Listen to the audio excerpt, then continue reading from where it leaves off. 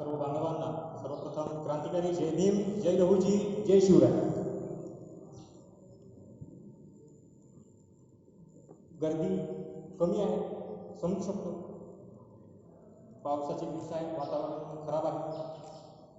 आणि कसं झालंय, लोकसंख्येच्या बाबतीत आपण जगात दुसऱ्या क्रमांकावर, कदाचित पुढच्या जनगणनेत आपण पहिल्या क्रमांकावरही असू शकतो. क्वांटिटी जास्त झाली, क्वालिटी फार कमी झाली. ऑलिम्पिकमध्ये आपण पाहतो 140 करोड लोकसंख्येच्या देशात आपला देश अवघी 1-2 मेडल घेऊन येतो. खरंच दुर्दैवाची गोष्ट आहे. पण आज या ठिकाणी उपस्थित आपण सर्व मंडळी, कसं आहे, गर्दी नको, दर्दी लोक हवे. आणि दर्दी लोक असले की विचारांची सर्दी होत नाही, याची मला शाश्वती. या अखिल विश्वाला शांती अहिंसेचा संदेश देऊन भारताचं महत्त्व आंतरराष्ट्रीय स्तरावर एक महत्त्वाचं स्थान या देशाला देण्याचा ज्यांच्या विचारांनी कार्य केलं ते तथागत भगवान गौतम बुद्ध, राष्ट्रसंत तुकोबाराय, ज्यांनी आपल्या प्रेरणेने, आपल्या विचारांत या स्वराज्याचं स्वप्न पाहिलं, ते शहाजी महाराज, जिच्या कुशीत ह्या स्वराज्याचं स्वप्न घडविणारा शिवा घडला, ती आई राजमाता जिजामाता. आणि ज्यांनी या महाराष्ट्राचं नंदनवन केलं, या महाराष्ट्रात स्वतःचं आपलं म्हणावं असं स्वराज्य घडवलं, ते छत्रपती शिवाजी महाराज. स्वराज्याचे दुसरे छत्रपती संभाजी महाराज, अहिल्याबाई होळकर, ज्यांच्या तालमीत महात्मा फुले घडले, ज्यांच्या तालमीत लोकमान्य टिळक घडले, असे वस्ताद लहूजी साळवे,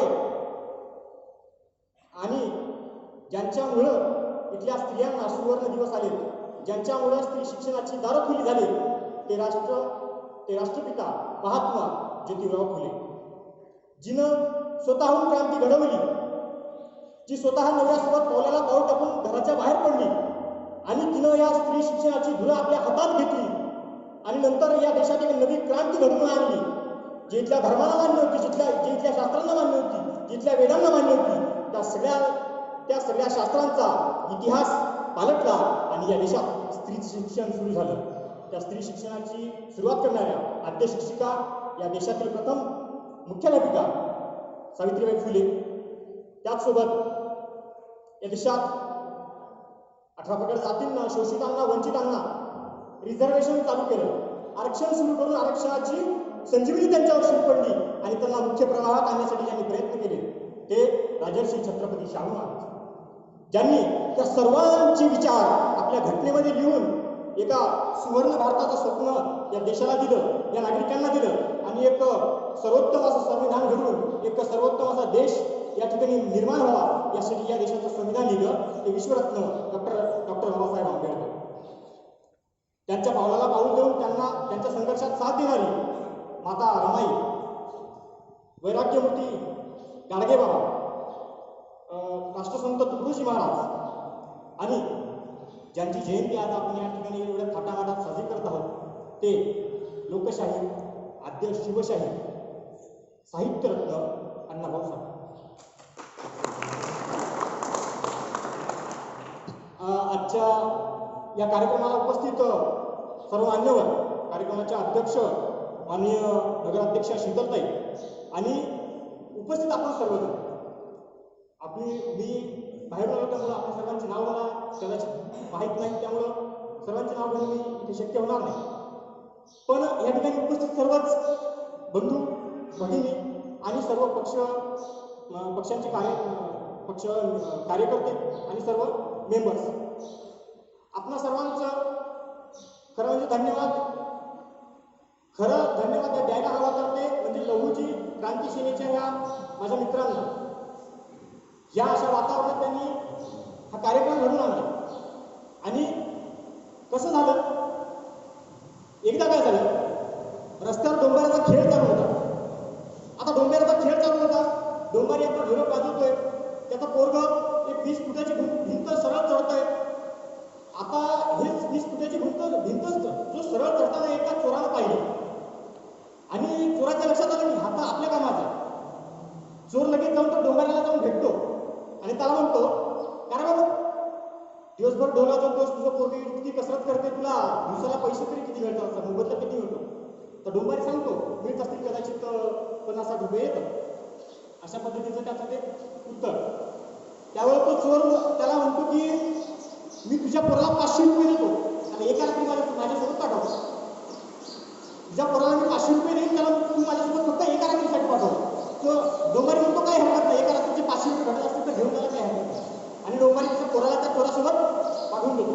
त्या रात्रीचा सुंद अंधार आहे, पूर्ण गर्द अंधार आहे, रात्र झालेली आहे आणि चोर त्या मुलाला घेऊन एका घराजवळ जातो. घराची भिंत साधारणतः 15 फुटाची असावी आणि मग चोर त्या पोराला सांगतो की या बाबा आता तुला ही भिंत करून जायचं आहे, घर फोडायचं. तो पोरगा प्रयत्न करत असतो भिंत चढायची, पण भिंत मात्र त्याला चढता येते. आता हा चोर त्याला म्हणतो तुला सकाळी 20 फुटाची भिंत सरळ न थकता असं चढत होता, आता तुला काय झालं? ते पोरगा त्यावर काय एक संक्षिप्त उत्तर देतो. तो म्हणतो ज्यावेळी मी सकाळी भिंत चढत होतो त्यावेळेस माझा बाप सकाळी माझ्या खाली ढोल वाजवत होता. हे ढोल वाजवण्याचं कार्य हे लहूची क्रांतिशैलीचे पोरं करतायत. कारण समजून सांगितल्याशिवाय आम्हाला समजत नाही, तसा कोणतरी ढोल वाजवणारा इथे आल्याशिवाय क्रांतिकारकांचे विचार, महापुरुषांचे विचार आमच्यापर्यंत जात नाही. तो ढोल वाजवण्याचं काम मला दिलं यासाठी मी आपल्या सर्वांचा खरंच आभारी आहे. मित्रांनो, द्रोणाचार्याने एकलव्याचा अंका कापून घेतला, कारण धर्म कसं सांगत होता शूद्रांनी शिक्षण घेऊ नये म्हणून द्रोणाचार्याने एकलव्याचा अंका कापून घेतला. आणि मग द्रोणाचार्याची जी धनुर्विद्या होती ती मात्र तिथून चालली नाही. पण त्या दिवशी मात्र इतिहास घडावला होता. इतिहास त्या दिवशी सांगून दिला होता आमच्या सर्व बहुजनांच्या महापुरुषांना. तिथूनच प्रेरणा घेऊन अण्णाभाऊ साठे तिथून प्रेरित झाले आणि मग अण्णाभाऊ साठेंनी आम्हाला सांगितलं की अंगठा नसला म्हणून बाण चालवता येत नाही हे कोणी सांगितलं? अंगठा नसला म्हणून बाण चालवता येत नाही हे कोणी सांगितलं? हा तर त्यांचा इतिहास. अहो, शिक्षण नसतानाही साहित्य रत्न होता येते हे आमच्या अण्णाभाऊंनी आम्हाला सांगितलं. त्यामुळं त्यांनी आम्हाला शिक्षण नाकारलं. त्यांच्या व्यवस्थेत आमच्यासाठी शिक्षणाची दारं बंद होती. या मार्गातच आम्ही गेलो नाही. अण्णाभाऊंनी तो मार्ग स्वीकारलाच नाही.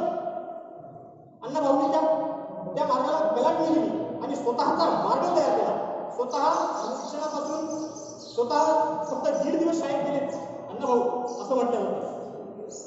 आणि झालं काय आता ह्या म्हणजे माणसाचं नावच तुकाराम. जगद्गुरु तुकोबारायांच्या नावापासून प्रेरित होऊन ठेवलेलं नाव तुकाराम. एक तुकाराम ज्याच्या अभंगाला अख्खी व्यवस्था हादरून सोडली होती. दुसरा हा तुकाराम ज्याच्या पोवाड्यानं रशिया हादरून सोडला. आमच्या शिवाजी महाराजांचा पोवाडा रशियात लावला, तो हा तुकाराम. म्हणजे अण्णाभाऊंचं नाव लहानपणी त्यांचं नाव तुकाराम ठेवण्यात आलं होतं. ते तुकोबा महाराजांच्या, तुकाराम महाराजांच्या पासून प्रेरणा आहे. या दोघांमध्ये सिमिलरिटी सांगायची झाली तर दोघांचंही आयुष्य केवळ 50 वर्षाचं. 50 वर्ष. तुकोबाराय जगलेत 42 वर्ष आणि अण्णाभाऊंचं वय होतं साधारण मृत्यू झाली त्यावेळेस 49 वर्ष. म्हणजे अगदी कमी वय असताना कुणीतरी इतिहास घडू शकतं. आमचे महापुरुष अगदी कमी वयातही इतिहास घडू शकतात हे ते आम्हाला या ठिकाणी सांगून गेले. त्यांच्यापासून त्यांच्या विचारांपासून प्रेरित होण्याची खरी गरज आज आमच्या या आपल्या तरुणांना समाजाला आहे असं मला वाटतं. एक असं गालिब असं म्हणतो, गालिब शायर गालिब आहे. गालिब काय म्हणतो की जिस शहर में बारिश ना हो वहाँ की फसलें खराब होती है. जिस शहर में बारिश ना हो वहाँ की फसलें खराब होती है और जिस समाज को उसका इतिहास ना पता हो उनकी नस्लें बर्बाद. खरी गरज आहे की आमचा इतिहास आम्हाला माहीत करून घेण्याची, पण दुर्दैवाने आमचा इतिहास आमच्यापर्यंत पोहोचून दिला नाही. हे आमचं दुर्दैव. आणि तो पोहोचून दिला नाही आम्ही ते शोधून याला कधी शोधूनही पाहिलं नाही हे त्याचं मोठं दुर्दैव. त्यामुळे जितके जबाबदार जी मनोवारी व्यवस्था आमच्या इतिहासापासून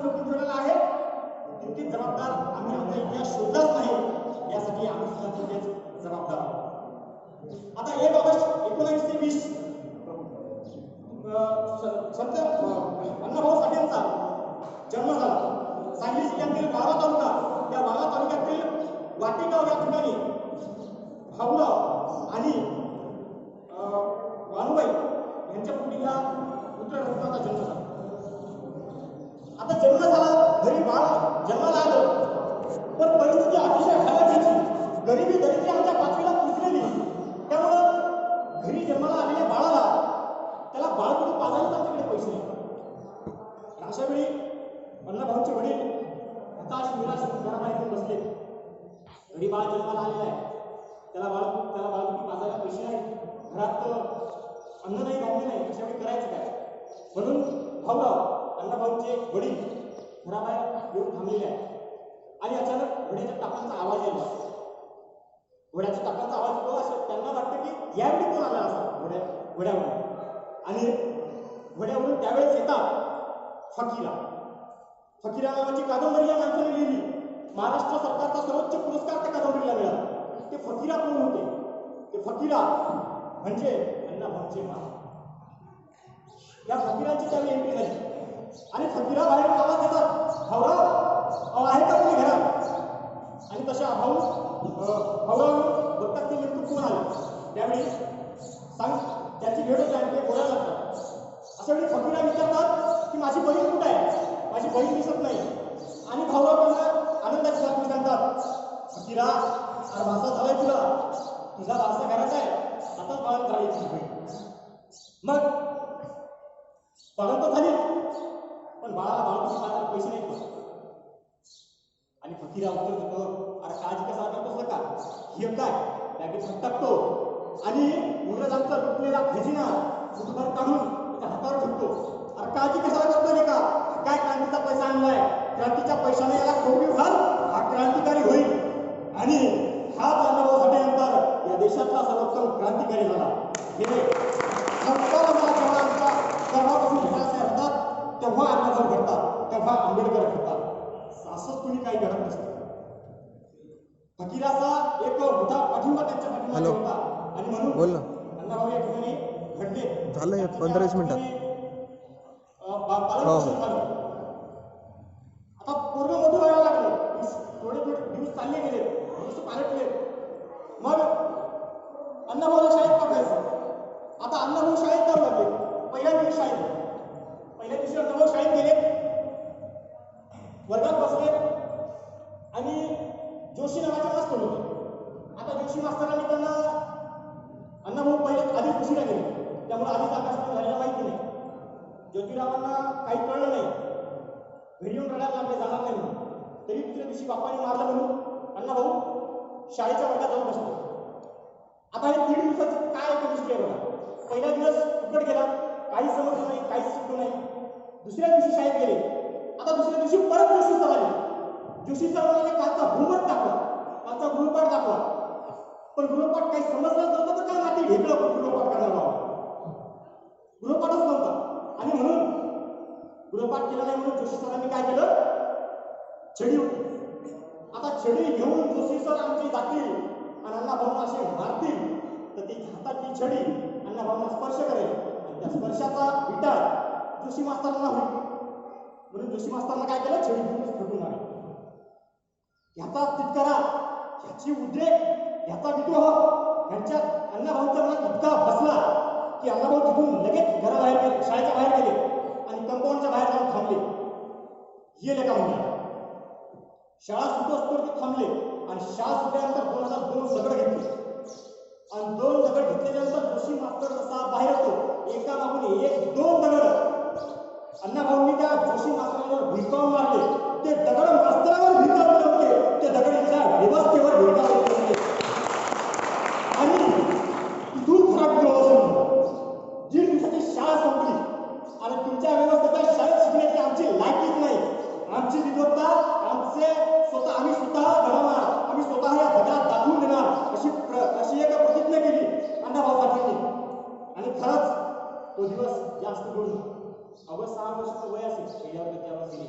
1.5 दिवसामध्ये प्रसंग घडला. त्यानंतर दिवस पालटले, दिवस समोर गेले.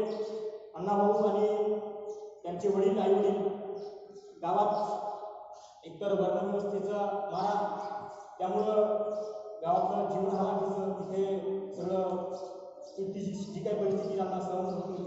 म्हणून त्यांनी निर्णय घेतला की आता मुंबईला जायचं. डॉक्टर बाबासाहेब आंबेडकरांनी आम्हाला एक संदेश दिला. बाबासाहेब आंबेडकर काय म्हणतात, तुम्हाला जर अस्पृश्यता निवारण करायची असेल किंवा अस्पृश्यतेचे चटके झेलायचे नसतील तर तुम्ही शहराकडे. महात्मा गांधी काय म्हणतात, महात्मा गांधी म्हणतात खेडेकडे चला. बाबासाहेब काय म्हणतात, एकदम आपण शहरात का शहरात कोणी मला ओळखत नाही, शहरातली लोक बिझी असतात, त्यामुळं हे कर्मकांड वगैरे जास्त पाळणं त्यांच्यामध्ये कदाचित थोडंफार कमी असतो. परिस्थिती बदलून तुमच्यावरचे आत्ता तुम्हाला जितके टक्के सोसावे लागतात अस्पृश्यतेचे शहरात तितके सोसावे लागणार नाही. हा एक बाबासाहेबांचा त्यामागचा उद्देश आहे. बाबासाहेबांनी हे वाक्य नंतर सांगितलं, पण हे उमजलं आधीच भाऊराव अण्णाभाऊंना आणि आपला परिवार घेऊन निघाले मुंबईला. आता वाटेत होतं मुंबई 400-500 मैलाचं अंतर असेल. जायचं कसं? आपल्यासारखं बुकिंग करून बाबा आज बुकिंग केली, संध्याकाळी बसून बसायचं आणि निघली नाही. पाणीच प्यायचं असं तर गाडी सुद्धा बसलेलं आहे. आणि वाहने तेवढे आधुनिक नव्हते. मग मुंबईपर्यंतचा पायी प्रवास सुरू झाला. आता पायी प्रवास करणं म्हणजे काय धनाधनाट्य नव्हते. हे सोबत चालले भाकरी घेऊन, पैसे घेऊन आणि वाटेत ढाबा भेटला तर बसले जेवायला. जिथं रस्त्यात काम मिळेल तिथं काम करायचं, जिथं खंडी फोडायचं काम मिळेल तिथं खंडी फोडायचं, जिथे रोज मजुरी मिळेल तिथं रोज मजुरी करायची. आणि असा हा संसार पुढे ढकलत शेवटी त्यांनी मुंबई गाठली. आता मुंबई गाठल्यानंतर काही दिवस मुंबई गेले आणि रस्त्याने जाता जाता हा आमचा बडाभाऊ अण्णाभाऊ त्यांच्या वडिलांना विचारला, कारबा त्या शहरातली असंच करतात तुम्ही? म्हणजे आपल्या गावामध्ये जसं आपल्याला विचार करतात, हात नाही दिला तसंच करतात? भाऊराव म्हणजे ही प्रश्न भाऊरावांच्या डोक्याच्या वरची असायची. ही बुद्धिमत्ता, ही कुशाग्रता, ही दूरदृष्टी अगदी लहान वयापासूनच आमच्या महापुरुषांकडे असायची. मग भाऊराव उत्तर द्यायचे, कशाला भांडण पडू नका, गप्पच चाल का आणि प्रवास चालायचा. भाऊराव त्यांना समजून सांगायचे, हे बघा ना, खालच्या पायरीवर वरच्या पायरीवर जाता येत नाही, त्या भांडणीत तू पडू नको, त्याच्याशी आपल्याला काही घेऊन देत नाही. आणि अण्णाभाऊ मस्त समीक्षक उत्तर द्यायचे. अण्णाभाऊ काय म्हणायचे, बा वरच्या पायरीवर जायचं असेल आणि खालच्या पायरीवर चढावं लागतं. आणि हे वाक्य क्रांतिकारी त्यांनी त्यावेळी एवढ्या लहान वयात बोलून टाकलं. आणि मग मुंबईचा प्रवास सुरू झाला. मुंबईमध्ये पोहोचले. आता मुंबईमध्ये यांनी भरपूर कामं केली. त्यामध्ये मग त्यांचा सुरुवातीचा काळ हा गिरणी कामगार म्हणून झाला. त्याआधी त्यांनी भरपूर छोटी मोठी कामं केली. पण जो ज्याच्यावर इतिहासात तज्ञांनी प्रकाश टाकला त्या सरळ की त्यांनी गिरणी कामगार म्हणून कार्य करायला सुरुवात केली अशी त्यांची नोंद असते. मग कालखंड होता महायुद्धाचा. महायुद्ध सुरू आहे, जागतिक महायुद्ध सुरू आहे, त्याचे पडसाद उमटायला लागले. आता हे अण्णाभाऊसाठी येता जाता पोस्टर वाचायचे, कधी कधी दुकानावरच्या पाट्या वाचून त्याचा प्रयत्न करायचे, जमायचे आणि ते वाचता यायला लागले. असं करता करता अण्णाभाऊ वृत्तपत्र वाचायला लागले अधूनमधून. मग वृत्तपत्राच्या माध्यमातून जागतिक घडामोडी काय चालू आहे, तर जगात युद्ध चालू आहे.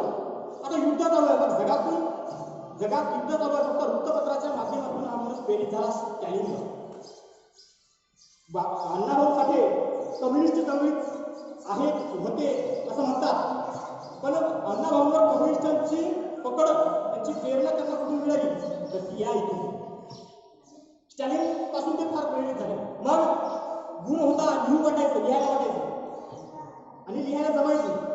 पण ठरवलं पोवाडा लिहायचा गेला नाही. कुणाचा लिहायचा? स्टॅलिनचा, रशियाचा राष्ट्राध्यक्ष स्टॅलिन, त्याचा पोवाडा कसा लिहायचा? वही होती, पेन होती, कागद होता नव्हतं. गिरणीत जायचं, काम करायचं. रोज संध्याकाळी गिरणीचा मालक एक पावती द्यायचा. त्या पावतीवर एक कडवं जेवढं मावल तेवढं लिहायचं, परत दुसरं कडवं दुसऱ्या दिवशी. असं करता करता अख्खा पोवाडा वेगवेगळ्या पावत्यांच्या पाठीमागे लिहिला आणि एक दिवस ते पोवाडा पूर्ण एका पांढऱ्या कागदावर लिहून काढला.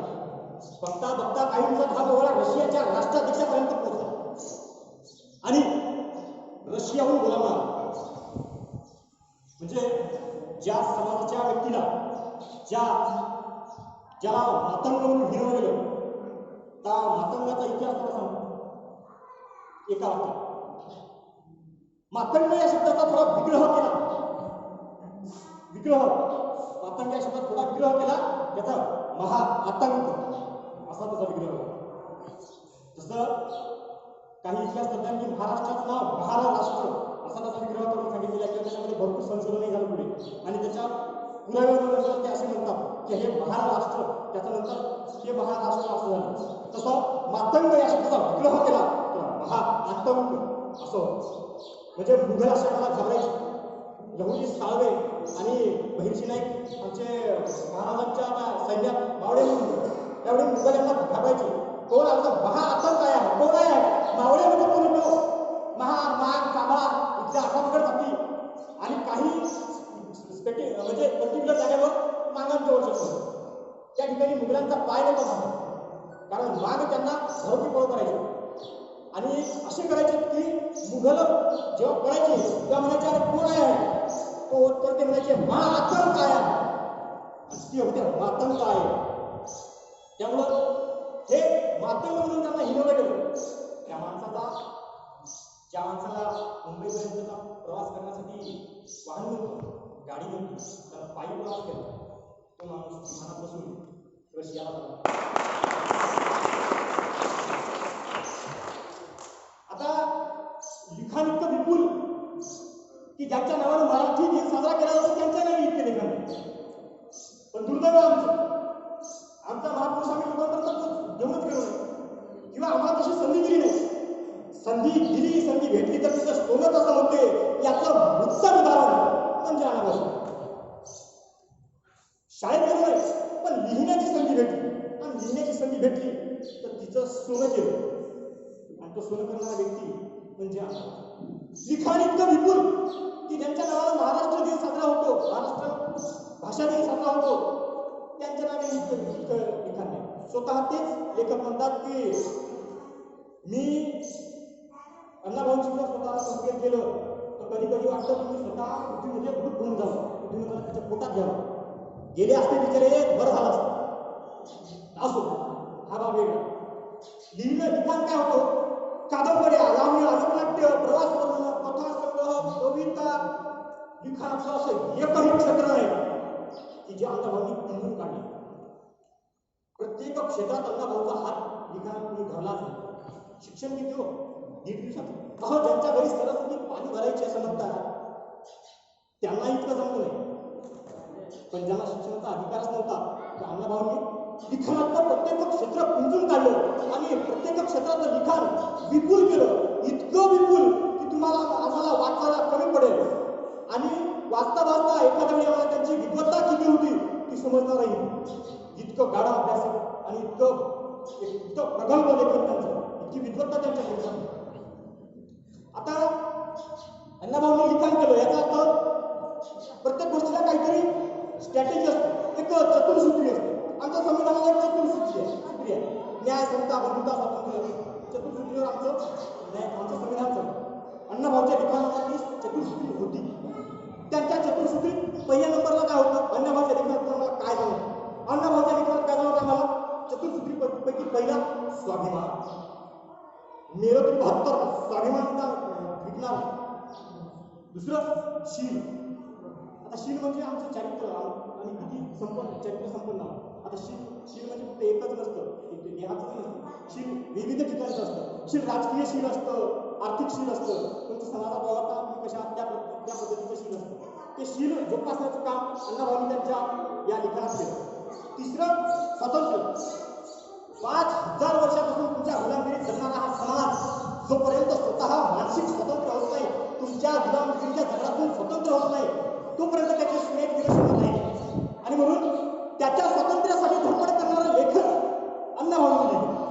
त्यांच्या चतुर्सूत्रीपैकी तिसरं सूत्र म्हणजे स्वातंत्र्य आणि चौथं स्वातंत्र्य म्हणजे समप्रतिष्ठा. कम्युनिस्ट चळवळीशी जोडलेले होते. कम्युनिस्टांचा त्यांचा प्रभाव होता. श्रमप्रतिष्ठा ज्याला म्हणजे स्वतः गिरणी कामगार होते, काम केल्याशिवाय पोट भरायचं नाही. मग त्या कामाची त्याची जाणीव होती, कामगार स्वतः कामगार होते, म्हणून लिखाणात त्यांच्या श्रमप्रतिष्ठा प्रखरपणा जाणवते की तुम्ही जर काम करता. म्हणून त्यांचं लिखाण मातीशी जोडलेलं होतं, जमिनीशी जोडलेलं होतं. आता यांच्या लिखाणात एक काही उदाहरण देतो. अण्णाभाऊंनी वैजयंत नावाची एक कादंबरी लिहिली. आता त्या कादंबरीमध्ये प्रसंग आहे की स्टेज सजलेला आहे आणि वैजयंत हा स्टेजवर येत आहे. भरपूर मंडळी समोर बसलेली आहेत आणि समोर एक खुर्ची आहे. त्या खुर्चीवर गावचा पाटील जबाबदार मिशा फिरून फेटा घालून खुर्चीवर मांडी घालून बसला. आलं नाही चित्र आलं. पाटील गावचा पाटील खुर्चीवर मांडी घालून बसलाय. आता आपल्यासारखे सामान्य लोक खुर्चीवर बसतात हे ठीक आहे, पण खुर्चीवर मांडी घालून बसणं हे जरा वेगळं आहे. म्हणजे त्यांचं जे साहित्य होतं, त्यांचं जे लिखाणाचा जो त्याच्या पद्धतीने लिखाण करायचं त्या तुमच्या कल्पनाशक्तीला चालना भेटते. पाटील खुर्चीवर मांडी घालून बसलाय असं म्हटल्याबरोबर तुमच्या डोक्यात एक चित्र तयार होतं आणि चित्राशिवाय प्रसंग कळत नाही.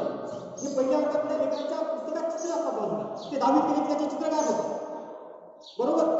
ते चित्र ऑटोमॅटिक तयार करण्याची तुमच्या मेंटॅलिटीला हात स्पर्श करण्याची ताकद अण्णाभाऊंच्या लिखाणात आणि त्यांच्या लिखाणाला कल्पनेचे पंख होते, पण सोबतच त्यांच्या लिखाणाला वास्तवाची पाय देखील होती. जमिनीवर राहून जमिनीची वास्तवता, समाजाची वास्तवता त्या लिखाणातून प्रकट व्हायची. इतकं प्रगल्भ लिखाण त्यांनी त्या काळात केलं. या काळात त्यांना खरं म्हणजे शाळा शिकलेली नाही, लिखाणाचा अधिकारच नव्हता आणि असला तरी त्याला योग्य प्रकाशक मिळत नव्हते. अशा काळात त्यांनी इतकं सारं लिखाण लिहून. आता त्यांनी वेगवेगळ्या प्रकारची लिखाणं केली. त्यात एक वेगळा प्रकार म्हणजे त्यांनी तमाशा लिहिला. म्हणजे प्रचलित तमाशा जो महाराष्ट्रात चालायचा, त्या तमाशाला वेगळं रूप देण्याचं काम अण्णाभाऊंनी केलं. आता त्यांनी तमाशाला लोकनाट्य असं नाव दिलं, तमाशा नाही, कारण तमाशा बदनाम होता. तमाशाचंच रूप तीच थीम, पण त्याला नाव दिलं लोकनाट्य. आणि त्या लोकनाट्यात तमाशामध्ये वग म्हणल्या जातात. वग असतात गणपतीचे, म्हणजे सुरुवात गणपतीच्या पूजेने व्हावी ह्या असा त्याचा एक अर्थ किंवा त्यातून एक असा संदेश जातो. कोणत्याही सत्कार्याची सुरुवात ही गणपतीच्या महापूजेने करावी असं आपल्याला सांगितलं. अण्णाभाऊंनी काय केलं? अण्णाभाऊंनी इथं विद्रोह केला. अण्णाभाऊंनी त्यांच्या तमाशात वग गायला सुरुवात केली छत्रपती शिवाजी महाराजांची. म्हणजे छत्रपती शिवाजी महाराजांपासूनही अण्णाभाऊ प्रेरित होते आणि छत्रपती शिवाजी महाराज त्याच्यासाठी आदर्श व्यक्तिमत्व होतं हे त्यातून आम्हाला जाणवतं. ही क्रांती त्यांनी या ठिकाणी घडवली. की प्रचलित बघायचं कॅन्सर मी लिहिणार आमचा इतिहास आम्ही स्वतः लिहिणार, मग आम्ही आमचं लिखाण करणार ना, आमच्यावर काय राहतील छत्रपती शिवाजी महाराज महाराष्ट्राचा आराध्य दैवत त्यांच्या नावाला आली.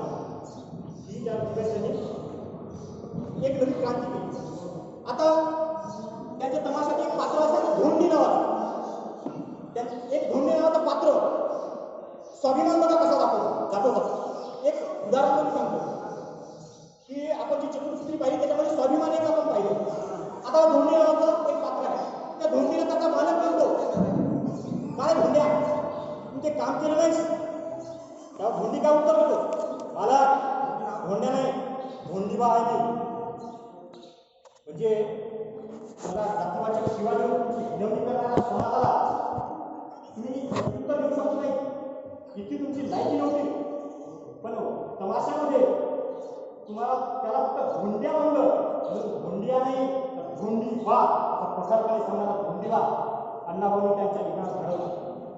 त्यावर मग मला काम ना त्याला गावाला मालकाला फिरून बसतोय आणि परत धोंडीबा काय म्हणतो, मला गाडा नाही माणूस आहे. म्हणजे ही त्यांच्यातून प्रेरणा घेण्यासाठी गोष्ट आहे की समोरचा जर तुम्हाला तुमच्या जातीमुळे प्रेरित असेल, तुमच्या जातीमुळे तुम्हाला जर नीच समजत असेल तर त्याला जसा प्रत्युत्तर द्यायला हवं. ही शिकवण अण्णाभाऊंच्या या साहित्यातून आम्हाला घेतली पाहिजे. आता असं वैजंता नावाची एक जी कादंबरी लिहिली, त्या वैजंता नावाची जी एक कॅरेक्टर आहे, त्या कॅरेक्टरमध्ये वैजंता नावाची ही जी तमाशी आहे जी नृत्य करते, तिच्यावर एक गावचा तरुण भाव आणि तिच्या प्रेमात मग तो तिच्याशी जबरदस्ती करू पाहतो. शेवटी वैजंता त्याला ठामपणे प्रत्युत्तर देते, तू उच्च जातीचा असशील, एक वेळ माझ्या शरीराला जिंकू शकशील पण माझ्या मनाला जिंकू शकत नाही. हे स्त्रियांचं प्रतिनिधित्व करणारी वैजंता, तिच्या आबरूचं रक्षण करणारी, तिच्या आबरूची जाणीव असलेली वैजंता अण्णाभाऊंनी त्यांच्या कादंबरीत त्यांच्या या लिखाणात घडवली. मित्रांनो जास्त वेळ घेत नाही, आटोपतो. आता झालं कसं, एक विचारवंत आहे तो हरिणके. त्या हरिणकेंनी महात्मा फुले, डॉक्टर बाबासाहेब आंबेडकर यांच्या जीवनावर विपुल लेखन केलं या काळात आणि त्यांच्यावर काही सिरियल्स बनवल्या. त्या सिरियलच्या माध्यमातून ही महापुरुष आमच्यापर्यंत पोहोचायला सोपी गेली. पण दुर्दैव असं आहे की ज्या अण्णाभाऊ साठेंच्या कादंबऱ्यावर, कथांवर मोठमोठे चित्रपट बनले आणि त्या चित्रपटांनी भल्या भल्यांची घरं बनली, त्या अण्णाभाऊ साठेंच्या जीवनावर आजपर्यंत त्यांचं प्रबंध असं जीवनचरित्र अजूनही प्रकाशित झालेलं नाही. ही सर्वात मोठी ही आपल्या समाजाची खंत आहे. त्यामुळं या समाजातून चांगले लेखक घडावे, त्यांनी अण्णाभाऊंचं एक प्रगल्भ असं जीवनचरित्र लिहावं, त्याला एक योग्य प्रकाशन मिळवून द्यावा. नव्हे तेवढंही जमत नसेल तर आम्ही एकीने जाऊन सरकारविरुद्ध लढून महाराष्ट्र सरकारला तसा करण्यास भाग पाडायला पाहिजे. निश्चितपणे आपण सुरुवात करायला. समोरच्या काळात अण्णाभाऊंवर सिरियल्स यायला हवं, अण्णाभाऊंवर चित्रपट यायला हवं, चित्रपट डबिंग करून समोर अजून पुढे जातात. त्यामुळं हे जे काही अण्णाभाऊंचा विचार आहे, अण्णाभाऊंचा जो काही त्यांच्यापासून जी काही आपल्याला प्रेरणा घेता येईल, ती ज्या ज्या मार्गाने आपल्याला लोकांपर्यंत नेता येईल किती मार्ग आपण या ठिकाणी स्वीकारायला पाहिजे. आणि अण्णाभाऊंना खरं म्हणजे त्यांच्या विचारांची पूजा करणं, त्यांच्या विचारांवर चालणं, त्यांच्या विचारांना अवलंबणं ही खरी श्रद्धांजली मिळते. या ठिकाणी अण्णाभाऊ म्हणतात की जग बदल घालून घ्यावं, बदल सांगून गेले भीमराव, गुलामगिरीच्या या चिखलात मृत्यून बसला का ऐराव. जग बदल घालून घ्यावं सांगून गेले भीमराव. बाबासाहेब म्हणजे अण्णाभाऊसाठी गुरु. आंबेडकरवादी मार्क्सवादाला एक ऊन ज्याला म्हणतात ना, आता हल्ली एक चालतं आंबेडकरवादी मार्क्सवादी, त्यामध्ये थोडंसं गफलत चालली. पण आंबेडकरवादी मार्क्सवादाला एकत्र घेऊन चालणारा एकमेव भारतातला त्यावेळेचा आद्य नेता म्हणजे अण्णाभाऊ साठे. या दोन क्रांत्यांना एकत्र घेऊन त्यांनी विचार प्रकट केले. आता जग बदल घालून घ्यावं सांगून गेले भीमराव, गुलामगिरीच्या या चिखलात बसला का ऐरावत. ऐरावत म्हणजे हत्ती. या बहुजन समाजाला अण्णाभाऊ साठे ऐरावत म्हणतात, हत्ती म्हणतात. तुम्ही गुलामगिरीच्या चिखलाची उठून बसला आहे, तिथून उठा आणि तुमचा क्रांतीचा मार्ग शोधा, असा एक संदेश आपल्याला देतात. आणि असं अण्णाभाऊंनी जे सांगितलं की जर बदल घालून घ्यावं म्हणजे सांगून गेले भीमराव, असा घाव या सगळ्यावर अण्णाभाऊंनी घातलाय की आज महाराष्ट्र सरकारला त्यांची जयंती साजरी करण्याचे आदेश काढावे लागतात. इतकी मोठी परिवर्तनाची लाट अण्णाभाऊंनी स्वतःच्या कर्तृत्वाने या महाराष्ट्राला दाखवून दिली. नव्हे आज या अण्णाभाऊंची जयंती रशिया आणि फ्रान्स सारख्या देशांमध्ये दरवर्षी साजरी होते, ही तुम्हाला फार अभिमानाची गोष्ट आहे. दुर्दैव काय की आम्हीच आमच्या महापुरुषांना समजू शकलो नाही. ते येणाऱ्या काळात आपण असाच परिश्रमात घेत लोकांपर्यंत त्यांचे विचार प्रकट करत, त्यांना सांगत त्यांचा विचार प्रसारित करूया. इतकंच या ठिकाणी बोलतो आणि आयोजकांनी मला या ठिकाणी बोलायची संधी दिली, त्यासाठी आपल्या सर्वांचे खरंच शुभेच्छा आभारी आहे. आणि जय हिंद, जय हिंद.